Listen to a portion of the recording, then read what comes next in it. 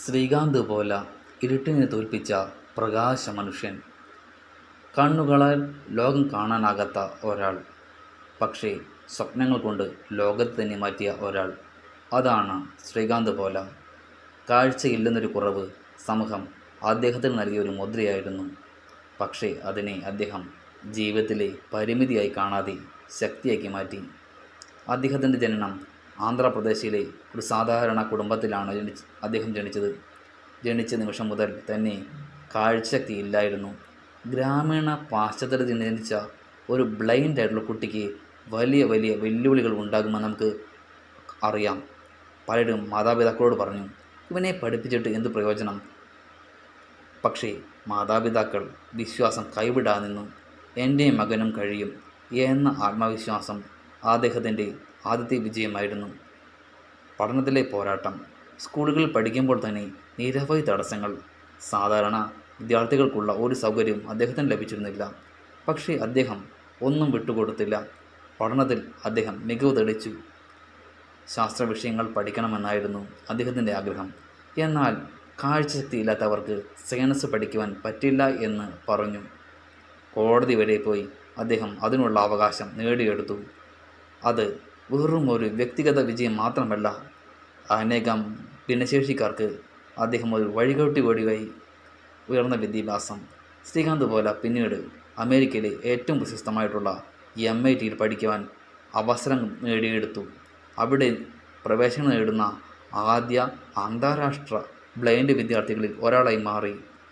ഒരു ഗ്രാമത്തിൽ നിന്നുള്ള കാഴ്ചശക്തി ഇല്ലാത്ത ബാലൻ ലോകത്തിൻ്റെ പ്രമുഖ സർവകലാശാലയിൽ പഠിക്കുന്നു. ഇത് സ്വപ്നം പോലെയാണ്, പക്ഷേ അദ്ദേഹം അത് സാധിച്ചെടുത്തു.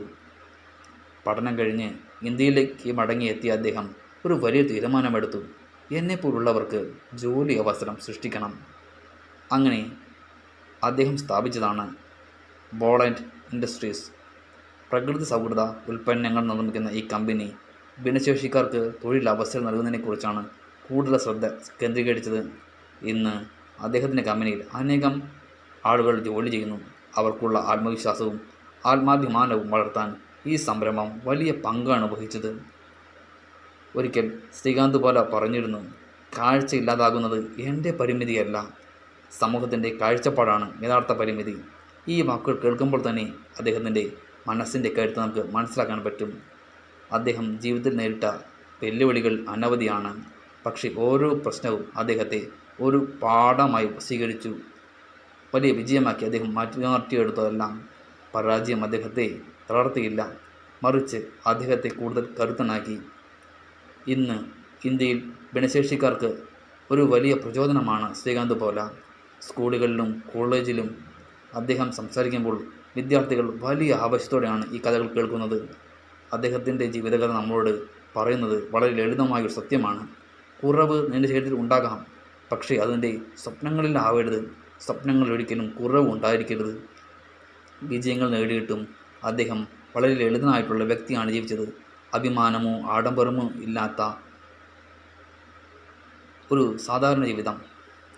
അദ്ദേഹത്തിൻ്റെ മുഖത്ത് കാണുന്ന പുഞ്ചിരി അതൊരു വിജയുടെ പുഞ്ചിരിയാണ്.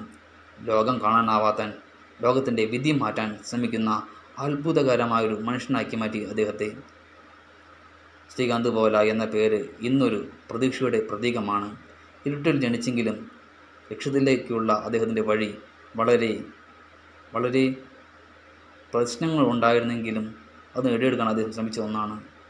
ഇരുട്ടിൽ ജനിച്ചെങ്കിലും ലക്ഷ്യത്തിൻ്റെ വെളിച്ചത്തിൽ മുന്നേറിയ ഒരു മനുഷ്യനാണ്.